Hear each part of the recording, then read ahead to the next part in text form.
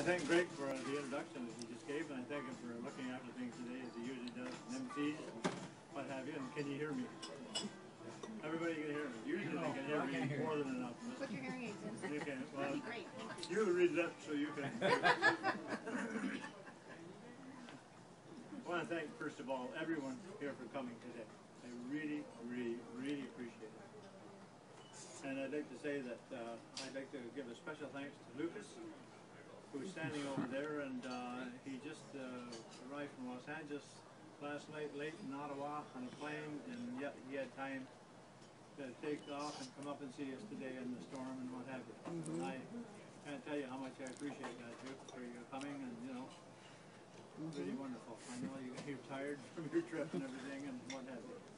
But I'd also like to thank Chris for coming today. Chris actually took a day off of work so he could be here with me. Oh, I think that's really wonderful. great. Really, really wonderful. And we are missing one person of the family here, and that's Chris and Karen's wife, Taylor. And Taylor just started a new job on Friday, and I told him if he'd come, I'd ship him right back. Start off again. So anyway, I just want Taylor to know that we're thinking about him, and I know he would be here, and he actually said to me, excuse me, I may be free Monday, Papa, maybe I could come and have lunch with you. I thought that was very, very kind. Yeah, amen. Amen to that, for sure. Okay. Dora and I kicked this a little bit around the house, what we're going to do for his birthday. And we thought, well, maybe we should have an open house and just have everybody come and what have you. But then we got talking about that a little bit, and we were at an open house about 2 weeks ago, and all the person done like that was taking the place that I am stood and shook hands with everybody for 2 solid hours. You never got to see anybody or whatever, and what have you. And you know, we thought we don't want that. So we thought that you know, we're not getting any younger. You never know what's going to happen tomorrow, and so I thought I would like to have family together. We could come together at this time. Hopefully not the last time, but this time. And then maybe for our anniversary in May, the 9th of May, maybe we can then hold an open house and what have you, and invite people to come for our 60th anniversary. So without that, saying that, I've been thinking about this for the last little while, because I'm starting to get up to like 80, you're kind of thinking about it. And I don't want to be a long time because Dora will be over there throwing daggers at me. Trying to keep things as quiet as I can. And but I've been thinking about it and having reflections about it and about my life and where I've been and what I've done and what have you. And excuse me. I think back on my home life when I was just a small boy. And we had a wonderful mother, we did. And she could do enough for us. And with Jean and Bonnie, and they were pretty small when Leo and I was out working and what have you. But I thought about it, thinking about it, thought working as a milkman, making $3 a week, and maybe you heard that before, but we were a very poor family. We needed everything we could get. I think of Leo and I working in the bakery. No men around, 4 years, we worked in the bakery and made big money, like $18 a week. And fishing in the rapids behind Gibbert's Hall Place for the fish, and in the springtime, trying to get enough food to eat. What have you? I think of those times, and the tower cruise that I worked with in Northern Ontario, doing the high voltage lines up into the Ottawa River and what have you, and how we sort of approached that. Working at 40 bro, he didn't want to work, go home. Anyways, I thought of those many things, and I thought about the first meeting I had with Dora. I worked with her brother on hydro, and that's how I come to meet Dora. And believe it or not, I knew right then that was going to be it. And when I think about our wedding, I think about when we had our honeymoon, and we come back, and I went to work at the utilities the next day, and Dora went back to work at Elton. And so our first attic, or our first house that we lived in, our first apartment, was an attic on Division and Johnson Street. And we were there for a year or so. And then we instead of going up the ladder, we went down the ladder, and we moved into a basement on North Street. And we were there for quite a while, for 3 years. And then we finally bought a house. That was really wonderful. Because of Dora, we were able to buy the house. She was saving, she was working and what have you. And that was really great. Actually, the birth of our children, I thought about that. I thought about Greg and Karen and Sherry and, you know, Greg, and then 2 years later there was Karen, and then 10 years later there was Sherry. And what a wonderful time we spent back and forth in there. You know, I think of the school years. Greg with his baseball and his racing with the motorcycles and the football at the high school and about his hockey in particular. When every weekend him and I used to leave, we'd go to Oshawa, we'd go to Toronto play hockey, and he was with the majors then. And who got left at home? Children and Mother Day. Always there. Think of Karen, not going to school. I think of her needlework that we still have today when we throw the pillows on the bed. There's Mom and there's one for Dad. Sweet.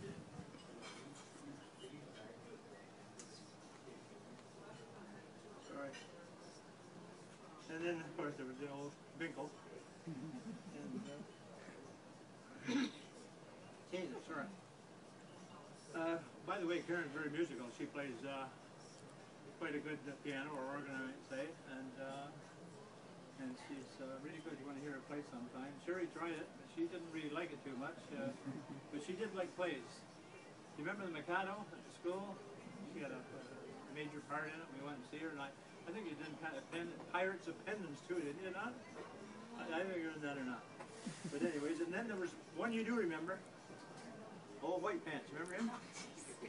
Ooh. Did you ever tell your boy him, Steve? He doesn't know. Don't be spend now. No, I think of the Christmas Eves we had together. And the Easter sunrise services that we used to go to over in the hill and be freezing, come back, and Mother would put on big scones in there, and we'd have a wonderful breakfast together. Thanksgiving in front of the open fireplace. Wonderful, wonderful memories. Opening gifts at Christmas and for all birthdays and all these different things. It's really, really wonderful. And then I grew up a little bit more, and I remember Greg and Stacy's wedding, and the meeting with my old friend Lenny, who I went to school with, and his mom, or his wife. And I think Karen and Chris being piped into St. Andrews by a piper at the wedding, and a really terrific reception we had with all the friends. It was a really wonderful time. And of course we can't forget Sherry and Steve. The Gananoque Inn, another one. We had a late night one, and then believe it or not, everybody the next day showed up for breakfast. So we all had breakfast together. It was really great. Marvelous memories for Dora and I. And then what? Then came our pride and joy, our other part, our grandchildren. Here's Lucas. I already told you about him a little bit. He lives in Ottawa. He's in the computer business. He's a supervisor, and he's a real manager. He's going on to manage. There's Cody sitting alongside of me here. There's big, quiet football giant here.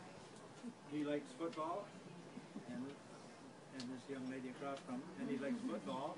And he really likes football. This guy, when he finished high school, took an extra curriculum for 3 or 4 months so that he could play. So what? What was it? Football. I used to go to these games, and the guys seen him coming at him. They used to lay down in the field. Anyway, he killed. Brother. Okay. Katie's here somewhere. Katie right here sitting beside me here, and Taylor. That's Karen and Chris's children, and they're twins. And they're also very talented. Katie's just showing me here. She's a cake maker and a cake worker, and she works on all these different kinds of things, and she can show you them, and they're real beautiful work and what have you. And Taylor, of course, just starting the job. We praise the Lord and thank Him for that answer prayer. And the boy, he's got a little bit of a problem by playing football at school or soccer, and hopefully we're gonna get it fixed up. We'd like to move on to Sherry's children. Where are they? All over the place, I guess. Scattered. Oh, here they are, down here. First we got Sydney. She used to do some skating, and she's really musical. She plays the clarinet, and she plays piano. She's a bit of an actress that does some work. She's playing in the band at her high school. And Kenzie, she's our sports lady. Kenzie's right there. And I dare anybody to try to beat her to the front door if they want to beat her. She's a long distance runner, and I'm telling you, she's brought many accolades to their school because she's a real young lady of her own. Kenzie is her own lady. Somebody kind of tells Kenzie she kind of knows what everything and what have you. Kylie, where's Kylie? Kylie's right there. She did a little dance for you there. And Kylie, she's quite a talented young lady, as you can see there. Those skits they made up, they done them on their own. They do this all the time, and we go down to visit, and they'll do a little something for us or whatever. But I got to say that Kylie, she was in a promo on the Ottawa TV station about bullying, and she was on that. And then she came back to her little town, and the talents of Gananoque was one of her things. So she took a friend of hers, and they won first prize for the talents for the things that we're doing, dancing and singing and what have you. Yeah, pretty terrific. And Aaliyah, where's Aaliyah? Aaliyah's way over there, and Leah done her thing alone there. Kenzie, Sydney wouldn't help her, I don't know why, but anyways, she's there, and she loves working with the computer games and what have you. And I mean, well, I have a computer. She loses me in 2 minutes. You know how good I'm at the computer. Anyways, I got to say too that they're all well, the older two anyway, very fluent in French. They taught themselves at noon hours at school and they're really good at it. And they can all speak French, but you know, I don't think, well, I guess Steve can order a chicken sandwich or something, but you know. Anyways, you know, I could go on. Behind these stories I'm talking about, there's stories upon the stories upon the stories. So it would take me all night to tell you what. I'm not going to do that. I just want to say that Dora and I are proud. Very proud of our children, all of our children, our own children, and our grandchildren, and the accomplishments that they've been able to do. But, you know, I'd be very remiss here if I didn't mention someone else in the family. And I'd like to bring credit to the one who is most responsible for the raising of our kids and the effortless sacrifice that she made in guiding her family. And they're growing and becoming productive audiences. And she is, behind every man, they say there's a successful man, there's a woman. That's me, a successful man, at least I think I was. And behind her, I have Dora. She's my guiding light. She's always challenging me to be better, to a higher plateau as she's drove me. At home and at work. Always there to encourage me, to help me. I'm still doing it today, even today. Set the party up. And see that things work good and fine and talk to the people that's involved. So I'd like you to join me in thanking you.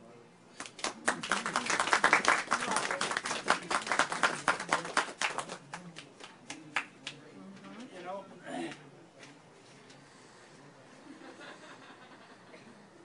I know you're thinking, Dora, but I'm not going to take very long to do this. You know, a couple of weeks ago, it was Kylie's birthday. How old were you? 11.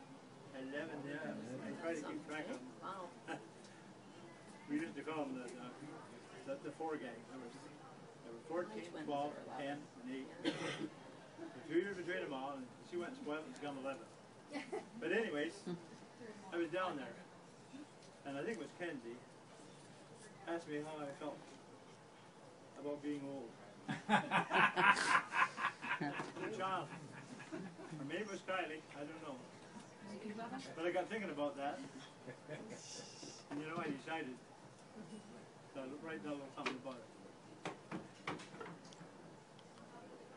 Old age, I decided, is really a gift. The good Lord has kept us in health long enough to get to this age. Yes. So I think it's really a gift. Now, probably for the first time in my life, I'm the person I've always wanted to be. Well, not my body, I mean. I don't not despair of my body with the wrinkles and the baggy eyes and the sagging butt. And I'm often taken aback when I look in the mirror, see that person there looking back at me who looks just like my dad. But I don't agonize over these things. You're better looking than him. I would never trade my amazing friends, my my wonderful wife, my loving family for less hair or a flatter belly, which I sure need. As I've aged, I've become more kind to myself and less critical of myself, and I've really become my own friend. I don't chide myself for eating that extra little bit, like a cookie or something, some nights may, or for not making my bed, or for buying some silly thing that I'm going to put out in the patio that I think looks really wonderful. I'm entitled to a treat.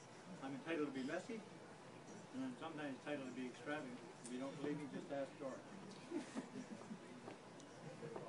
I have seen too many dear friends leave this world too soon before they understood the great freedom that comes with aging.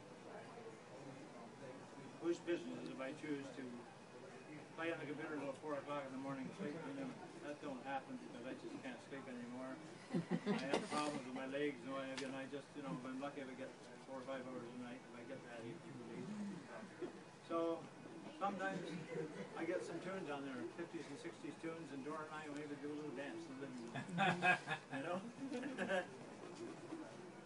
And we still travel a little bit. We like to go to the beaches of the south, and I'll walk on that beach with a swimsuit on, stretching over this bulging body. And I would dive into the wave with abandon and just look at those pitiful plants as they're coming from all those young people. They don't know that someday they're going to be old too. I know I'm sometimes forgetful. But there again, life is just, some of life is just well forgotten. And I eventually remember the important things anyways. Sure, over the years my heart has been broken. How can your heart not be break when you lose a loved one, like our brothers in our family? And for a child that suffers, that has a problem, that has pain, that has an operation, or even a pet that's hit by a car. But broken hearts are what give us strength and understanding and compassion. A heart never broken is pristine and sterile and will never know the joys of being imperfect. Right? I am so blessed to have lived long enough to have my hair turning gray. And even to have this kind of baldy spot here. And useful laughs I used to have echoed and just tied into my face here in the wrinkles of my face. So many have never laughed, and so many have died before their hair could turn silver. I realize that because an awful lot of my friends have passed away. All the people that work in that, basically, just the last one just Saturday. And as you get older, it's a lot easier to be positive than it is to be negative. And I care less about what other people think, really. I don't question myself anymore. I've even learned the right to be wrong. So we'll answer this question that the young lady asked me. I like being old. It sets me free. I like the person I've become. I'm not going to live forever. While I'm still here, I'm not wasting time lamenting what could have been or not were, or worrying about what it will be. And I shall eat dessert every single day if I choose to, and today I'm going to have some.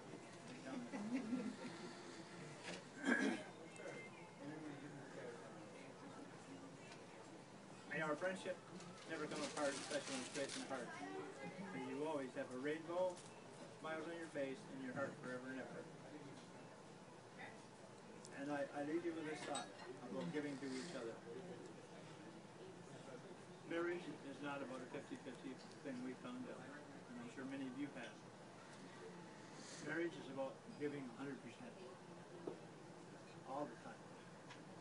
When my wife walks down the stairs in the morning, I tell her I love her. She tells me the same. When she goes to bed, I tell her the same. And I do. And she becomes such a part of me, I can't tell you how I feel about her. And so I want you to think about that. If you're married or going to be married or what have you, you've got to give 100%, not 50%. You're one person. So I'd like to leave you this little poem. I think it talks about Dora. Years of togetherness we two have known. Sweet depths of happiness, strangely our own. Silence between us now, tranquility flows. Words may be scarce and few, each surely knows. This world's most precious bliss, now and forever, lies but in simple this, be together. Thank you all for coming again. God bless each and every one of you. See. through it, Doris. Sorry it was so long.